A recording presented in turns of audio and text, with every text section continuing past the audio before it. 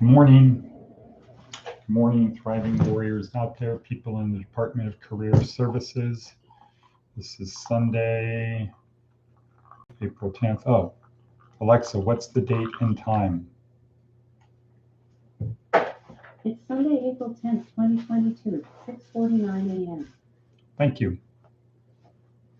Okay, so this is our day of contemplation. I don't know that. Alexa, stop. This is our day of contemplation, planning, getting ready for tomorrow, for the week, etc. And this would be something I would encourage everyone out there to do also. I'm not quite sure how Alexa, to open that. Alexa, please stop.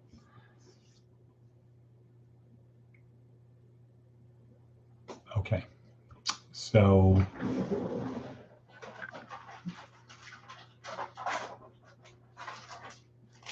we've got a couple things we're thinking about working on today. One is the juicing. In a week, I've become a very firm believer and now advocate of juicing. And when I believe in something, I want to share it with other people. So trying to work out an idea, concept, plan to bring others in. And the key parts are getting the produce for the juicing, which would not be hard if you know people, number one. Number two is getting the juicers. And then three is creating an environment where people will constantly, consistently juice. But number one is getting product, ample supply of product, because this is like several pounds of food, fresh food every day to create enough juice to have enough calories to get the nutrition you need to move forward. So that's one project. The other one is to expand, figure out how to automate and expand the number of students we have in prisons around the U.S. But this is about career services. So question number one, what do you want to do? Employment planning workshop. Question number one, our 6-step employment planning workshop. Question number one is, what do you want to do? And the idea is, if you don't know what you want to do, like we said yesterday, you're not going to get anywhere. In the law school I went to, it was called being rudderless. The law school I went to is called being rudderless. Most people are, probably all people are to some extent rudderless, and you have to be. There's some extent of going with the flow that we all have to do. But it should be, make sure at least you're in the right channel, and make sure that you have the least amount of impediments. Try to chart a course where there are few obstacles, and then it would be okay to go with the flow. So what do you want to do? And this quickly breaks is often the most difficult question for people to answer, because they never thought about it that way. Or they thought about it like, well, what do you want to do? And not like, what do you really want to do? It's like, well, what do you want to do that you can get a job quickly, that doesn't suck that much? And so people will say things like, I want to work in a warehouse. I want to be a flagger. I want to be a laborer. Those aren't things people really want to do. Those are things that are expedient, or they think it's easy to get that position, but nobody really wants to. Well, when I say nobody, I don't mean there's not one person in the world. But statistically, people don't want to do that. They settle for those positions. And then they don't really have a life of meaning and purpose. They're just kind of on the rat wheel.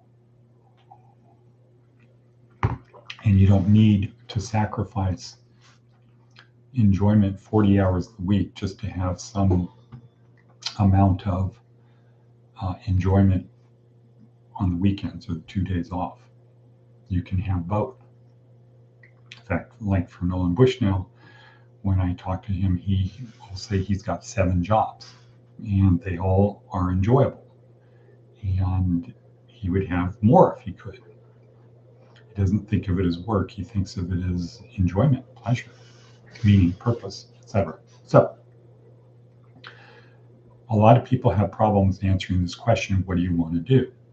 So if you don't know what you want to do, here's a couple ways to figure it out. One thing would be to ask yourself, if I didn't have to get paid, if I had enough money so I didn't have to get paid, what would I do? What would I want to do? And then wait, and you'll come up with some answers. If I didn't have to worry about getting paid, what would I want to do? And then you can, once you figure that out, write it down. Once you figure it out, then research companies that do that. Another thing would be, if too many come up, it's like, oh, wow, I would do this and I would do that and I would do that. Another one would be then to ask yourself a follow-up question. Well, what do I like doing so much that I would pay to do it? I would pay to do it. And that should narrow your scope down. So if you had money, if you didn't need to worry about money and you had money, what do you like doing so much that you would pay to do it? And if you have an attitude of, well, I wouldn't pay to do anything, I'd rather just sit down and watch TV, I'm not going to pay. Well, you actually do pay to watch TV, right? Because you pay for the place you're in. You probably pay for the TV service. But what would you pay to do? And if you just can't get your mind around that question, then you can ask yourself, okay, well, do I have any hobbies? Hobby, by definition, is something you enjoy so much, you spend money to do it. Say you're a Raiders fan. The Raiders are, for you, it's more than a hobby. But it's sort of like a hobby. It started as a hobby. Do Raider fans pay money to be Raider fans? Yeah. Okay. Now, are there people who make money off of Raider fans? Are there people who employ people to support people who are Raider fans? Yeah. Find a job, do research, find jobs that people who get paid supporting Raider fans, and then go get that job. So today, goal, figure out, what do I want to do? What do I enjoy doing? What do I want to do? And write it down, think about it, just contemplate it today, and that would be enough. Okay? And cut.